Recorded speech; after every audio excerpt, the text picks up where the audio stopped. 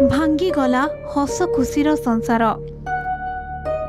कई वर्ष तले विवाह बंधन रे बांधी होइथिले। एबे पत्नी 7 मासर गर्भवती। एपटे कुवेत रे अकाल रे जाइछि स्वामी जीवन। भयावह अग्निकांड रे मोहम्मद जहुर मृत्यु परे कटक तिगिरिया थाना करड़ापल्ली रे शोकर छाया। भांगी पड़िछंती परिवार और संपर्कीय। करड़ापल्ली गाँव शमसुर मोहम्मद को पुआ कुवेतर मंगफ सहर नासेरा अलबद्धा ट्रेडिंग कंपनी रे टेक्नीशियन भाबरे कार्यरत थिले। गत बुधवार राति रे से रहुथुबा 6 महला बिल्डिंग रो 5म महला रूम को जाउथुबा बेले हठात अग्निकांड घटिथिला।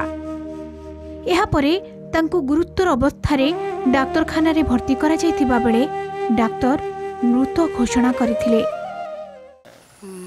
गला 12 तारिख रो खबर मिलला।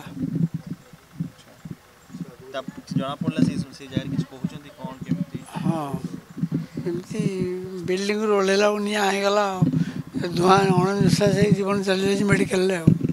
रज टाइम रे हमको दुख देई चले गला।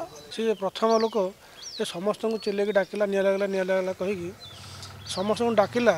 बट सी कौन कर समस्त ऊपर को पड़े जेहेतु 8 महला बिल्डिंगटा से ऊपर को न जाई तलू को बाहरी पड़ा कि बाहरी पड़े आस जेहेतु निआटा बहुत बड़ आकार धरता से बाहरी के आसपार। कुवेत अग्निकांड रे जाइछि आउ जणे ओडियांक जीवन। गंजाम जिला पुरुषोत्तमपुर ब्लॉक रणझाली गाँव में मृत संतोष गौड़ों घरे कांद बोबाड़ी।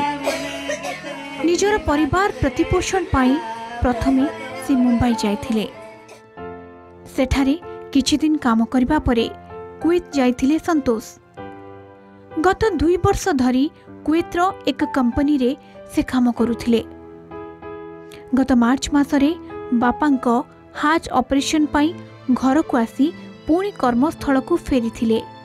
तेबे गत बुधवार दिन राति रे संतोष सोईथिबा बेले अग्निकांड रे तांकर मृत्यु होईछि।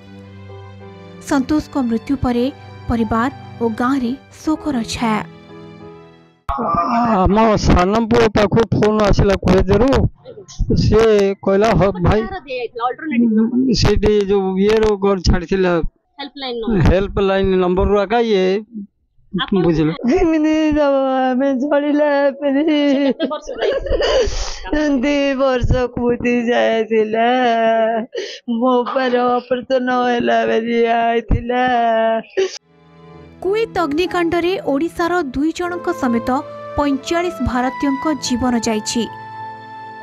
मृतदेह को स्वतंत्र विमान रे भारत अणा जाइछि।